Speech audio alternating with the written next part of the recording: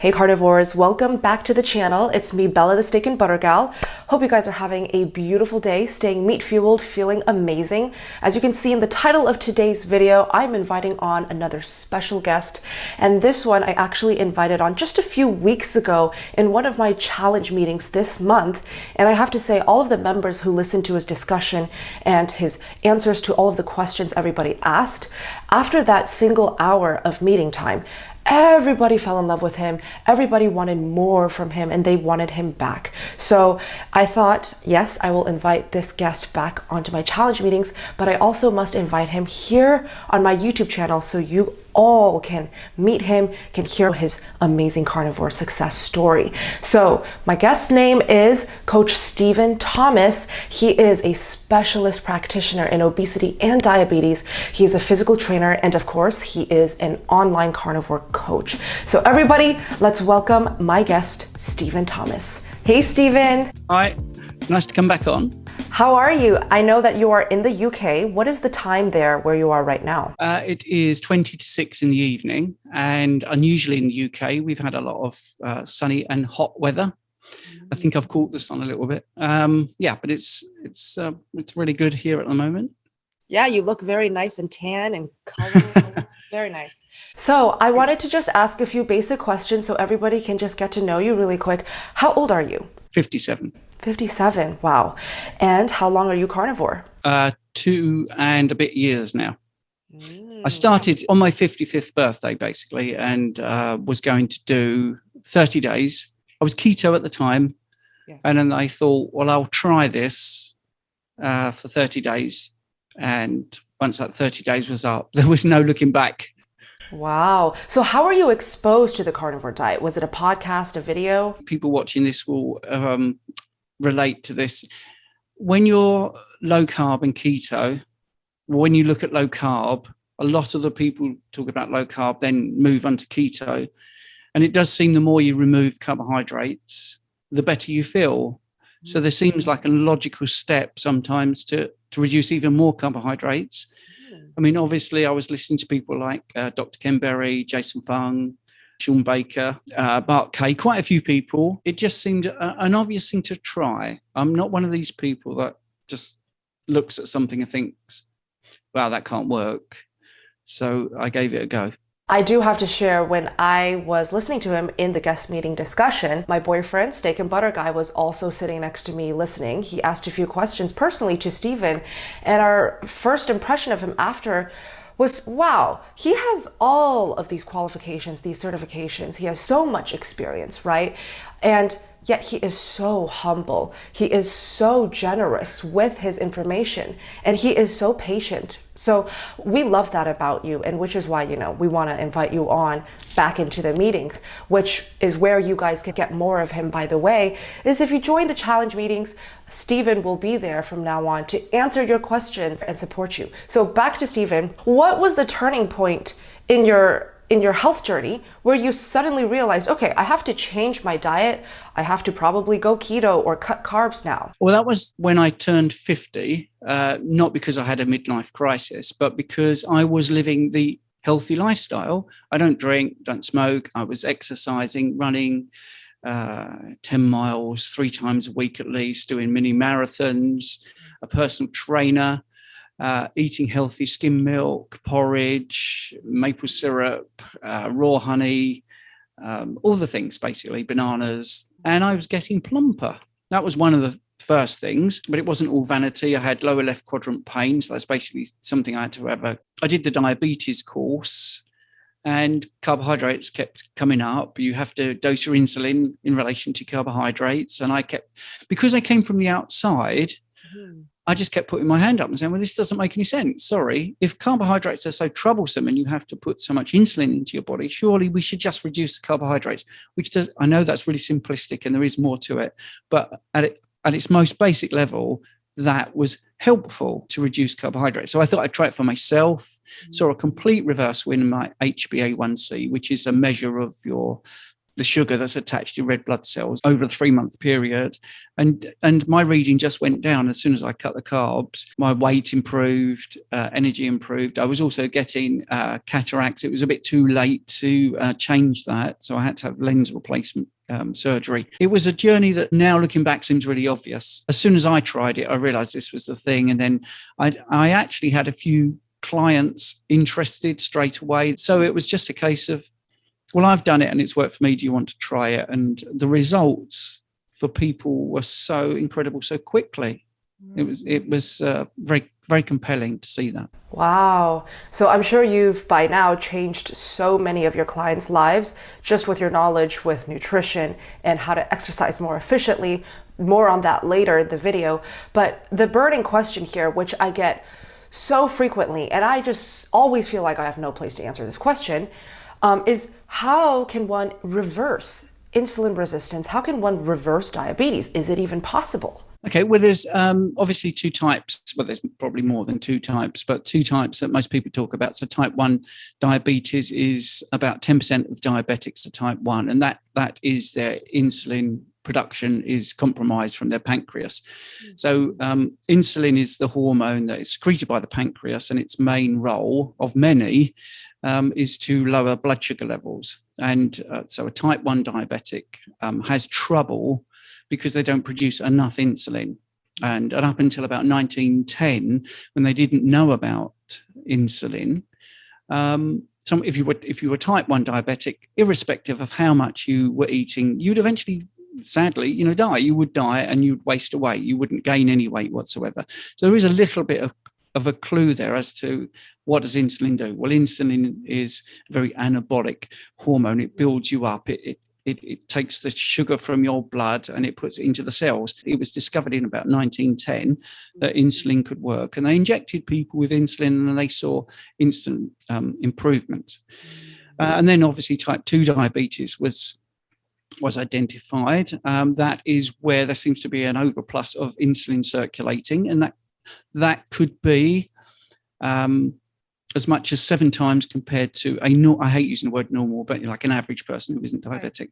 Can be as much as 7 times the amount of insulin. You produce more insulin when you eat carbohydrates. There's a lot more nuance to this, but I'm going to try and make it quite broad. But if you eat a lot of carbohydrates, you get a big spike of insulin, and that's because there's the blood sugar level needs to be at a particular level. And if you go above that, it's toxic. So the body will deal with it and take it out of the bloodstream.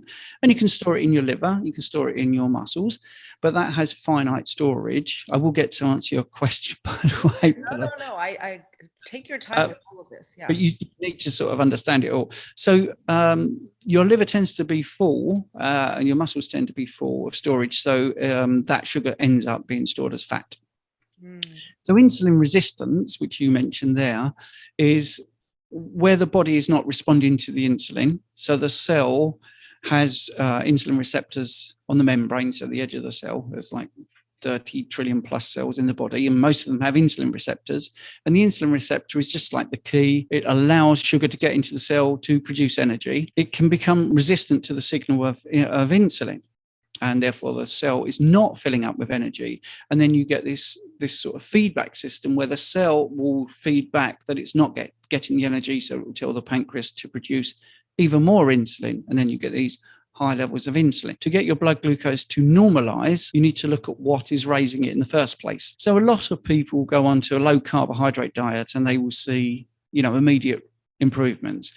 I'm not saying it will cure it, but it certainly regresses it. I've had somebody within 7 weeks come off metformin, which is a very popular diabetic drug, and their HbA1c going down 3 points from 8 to 5. Everything resolving in just 7 weeks. I'm not promising that for anybody, but it is a thing I see a lot.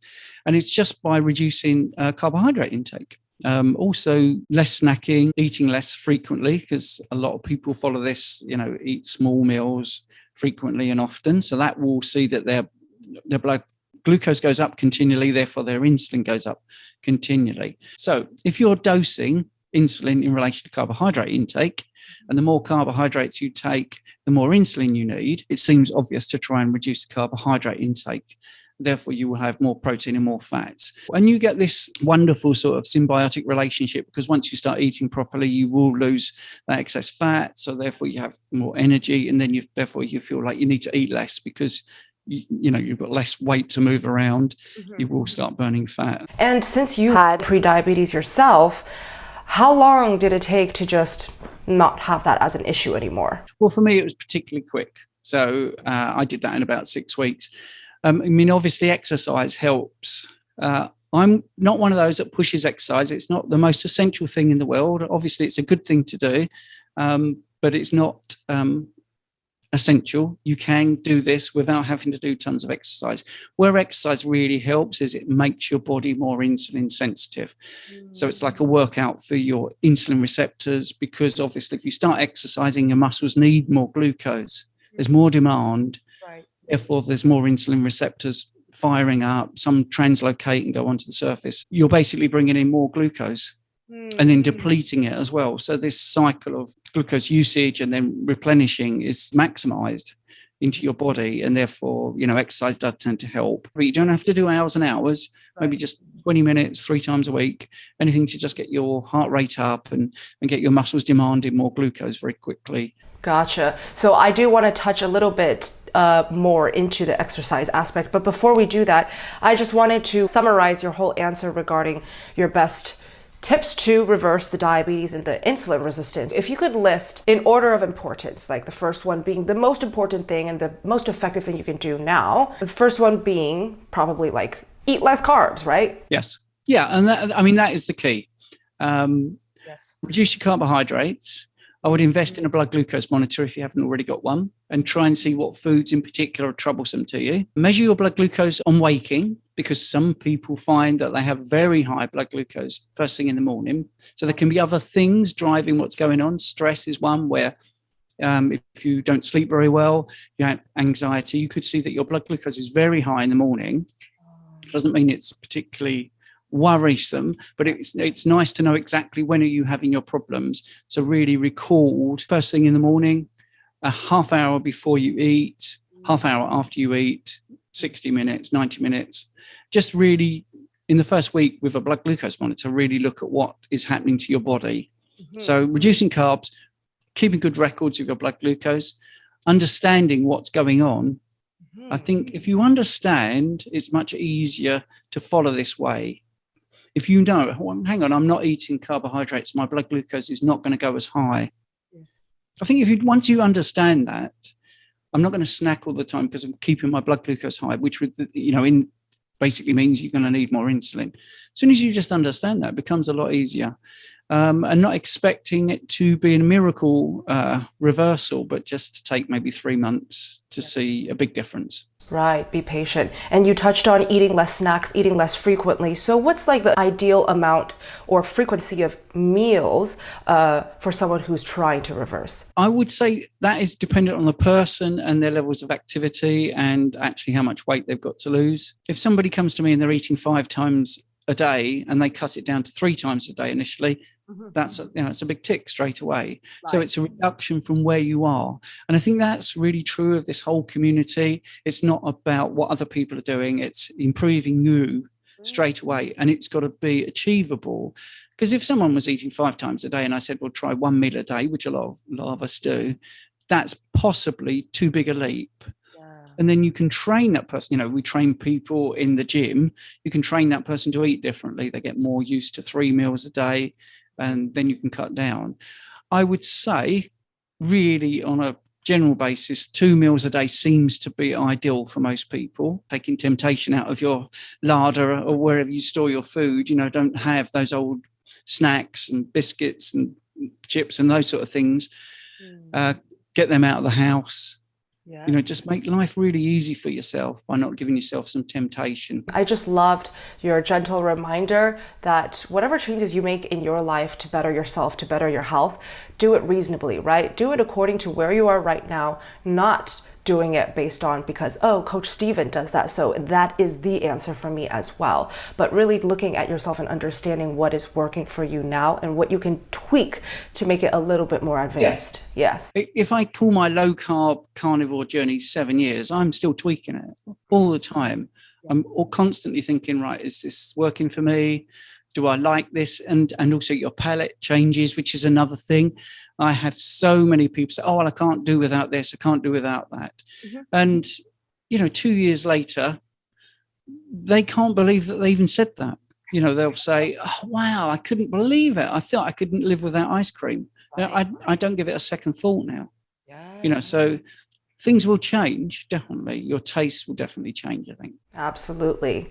All right, so now let's delve into the exercise. And this is something I know Steak and Butter Guy would love to watch back. So during the guest meeting, we had just so many questions for Steven regarding how should I exercise? Because we've got a lot of new carnivores who aren't familiar with working out, who have never really gone to the gym just to get fit or get lean, right? So a lot of us, even including myself, I don't know what type of workout routine is best for me.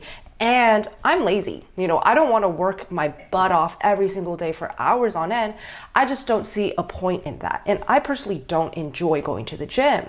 So when I heard your answers, I was very intrigued because your whole concept is exercise more efficiently, exercise for less time even. And I believe you exercise 10 minutes a day and you do. Okay. So let's first go into your exercise routine. How did you get to discover this concept? What did you have to go through to realize exercise is not the top priority right now? Through trial and error, really. And actually, I've been in and out of the gym since my teenage years. I did a bodybuilding show when I was 23, which is natural. It was supposed to be a natural bodybuilding show, but I think quite a few of them were on steroids, but that doesn't matter. I was going to America and Gold's Gym and meeting Sean Ray and really interested in the bodybuilding world. But I was also doing middle distance running as I got older. I was really interested in that, doing mile sprints. Mm-hmm. I was a semi-professional soccer player, played tennis a bit. So I was sort of doing lots of different activities. So the first thing is, if you've got a goal, you've got to do it properly.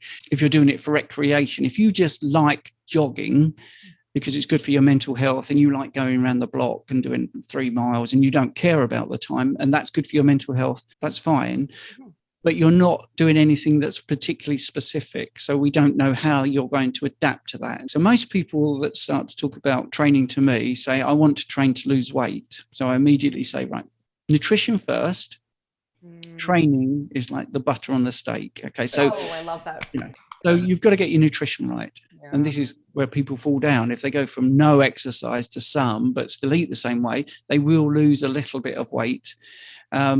But it's not really sustainable. And I think when we did the meeting, we talk about the Biggest Loser doing no reunion shows because most of them put their weight back on because the insane amount of cardio and the way they eat is just not sustainable. I think 1 or 2 people have kept the weight off. So when you're looking at training, you need to look at what is your goal. Now, most people actually just want to be healthy. Yeah. Okay, so then you have to define, what is healthy? Well, you want to glow, you want to have a bit of muscle tone. Blokes tend to want abs. Women also want to have abs, but I think they like shapely arms and all these sort of things. Sorry to be sort of generalizing. But so when you're training, cardio compared to resistance training is what it tends to end up being talked about as the thing. What should I do? Should I do lots and lots of cardio or should I do resistance training? So if you think what cardio is saying to your body, you're going to go over a long distance. You're going to do something for an endurance period of time with a finite supply of energy. What endurance training does, or cardio in that fashion does, is train your body to lower your metabolic rate, to reduce the amount of energy it's using over time so you can last for longer. Mm-hmm. So what will happen is you might, let's say an hour, you take an hour of training and cardio in that way, lots of running, you might burn more calories in an hour compared to someone who's doing a resistance training or weights, resistance bands, kettlebells, whatever. But over the next 23 hours, what will happen is your muscle that you've built from your weight training, from your resistance training, is it an expensive thing to run? Your metabolic rate will go up because to maintain muscle takes energy, which is why your metabolic rate will go up. So if you think of like a 100-meter sprinter, it's very explosive, very powerful, compared to a marathon runner, they look very different. And that's because a 100-meter sprinter has trained to have very, very big, powerful muscles and very strong bones that will move over 10 seconds very fast. A marathon runner has trained themselves to release energy over 26 miles. So they'll have very small muscles and very light bones. They're a good machine for going a long distance. So if you keep that in mind when you start thinking about your training, what am I doing here? Am I doing lots and lots of endurance work, which means I'm going to have less muscle and lighter bones? Or am I getting some strength into my body? Am I getting slightly bigger muscles? And I'm not talking about women looking like Arnold Schwarzenegger on a bag of walnuts. I'm just talking about having some muscle.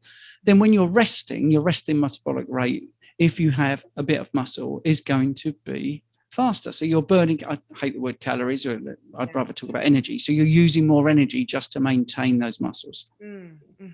Wow. So in answer to the 10 minutes, I do 10 minutes, 10, 15 minutes, and I will do like a pull exercise. So I'm pulling things all the time, deadlifting, pulling up stuff. So I only do 4 exercises of a particular type. So I do a pull day and I do a push day. So a push is like a, bench press or chest press. And it's to absolute fatigue. Yes. Absolute fatigue. At the end of it, I can't walk up my stairs. I need like 5 minutes to get some, get some ability back. I'm not talking about making yourself ill or be sick. Right. You need to really push yourself. And the reason for that is the central nervous system will then improve your body. So if you're doing a bicep curl and you're lifting a weight that is really easy, your central nervous system will not be triggered. It won't say, well, this guy's lifting, this woman's lifting a really big weight. I need to get bigger muscles. You have to push yourself to get a training response.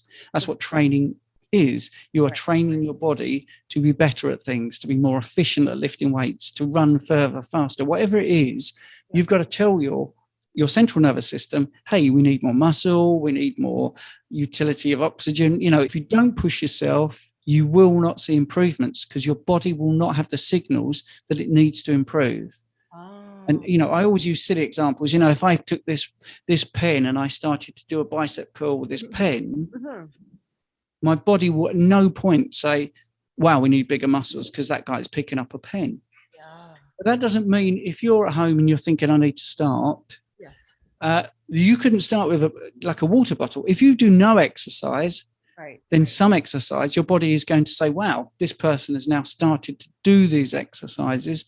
We need to change the composition of this person to be able to do that thing. It's not about time you spend, it's what you put into the time. Of course, how you spend that time. So then, this brings me to this question. So like for someone like me who most definitely wants to incorporate some type of workout routine, and 10-15 minutes, I already am excited because I could do that, But would you prefer that I focus on a nice and heavy weight, or focus on doing as many reps as I possibly can do until failure, or both? If you want to gain a little bit of muscle, then you need to lift a heavy weight and do less reps. Less repetitions. If you do lots and lots of repetitions, you're going into the realm of endurance again. You're getting muscular endurance, but you don't want that from what you just said. You want a bit of muscle. So if you want to gain a little bit of muscle on your arm, then you need to lift a weight that requires muscle to grow. I see. So your whole concept, because I was trying to understand what you were saying earlier, you said you like to do until absolute failure, where it's hard to even walk up the stairs. So you're saying absolute failure because that resistance is so difficult, right? Not so heavy. Yeah. Okay. Yeah. Because 10 to 15 minutes, it has to be very heavy. Now I understand. But that's because of the goal. Now, if my goal was to be really trim and lose the muscle I've gained, which I've done. You see, this is the thing.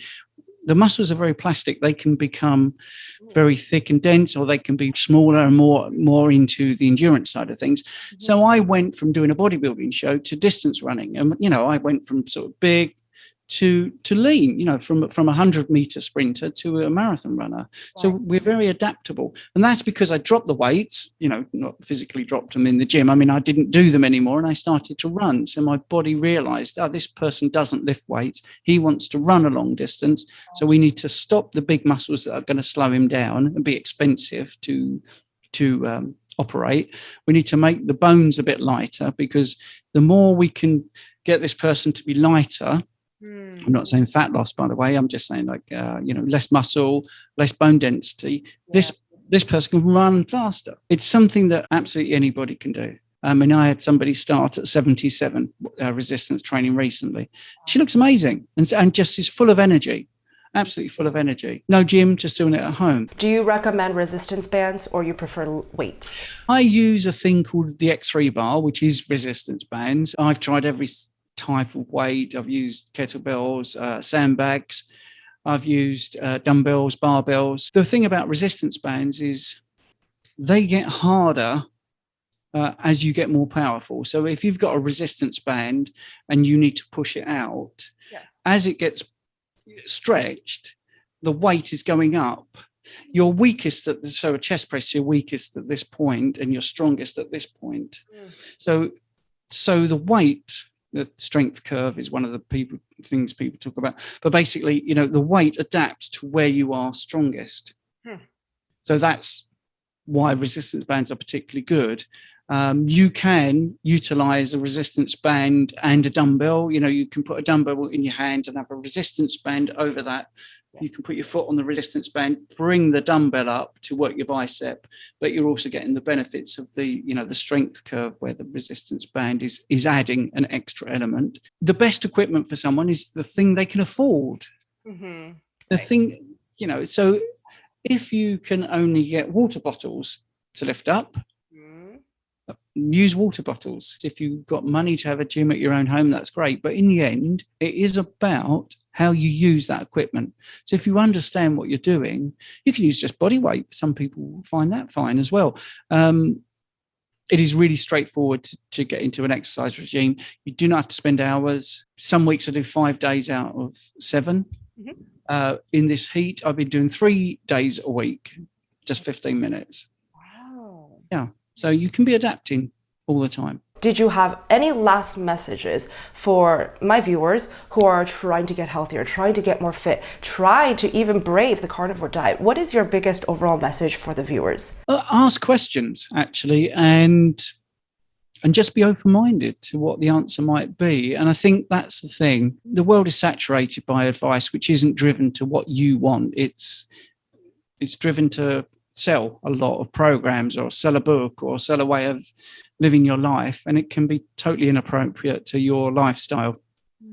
And the most common question I get is, when is the best time to train? And I could look that up on YouTube and I could find thousands of videos that scientifically say when is the best time to train. There will be different times from different studies, but secondly, that's completely irrelevant to someone who couldn't train at those times. So I always say the best time to train is when you can train. That's the best time. Simple. It's really simple. So I tend to try and make things a bit more common sense and a bit more basic. So if you want to just leave with something, be open-minded and ask a question, even if you think it's a stupid question. It probably won't be. It will be very relevant. Just knowing what your goal is the main thing. Excellent advice.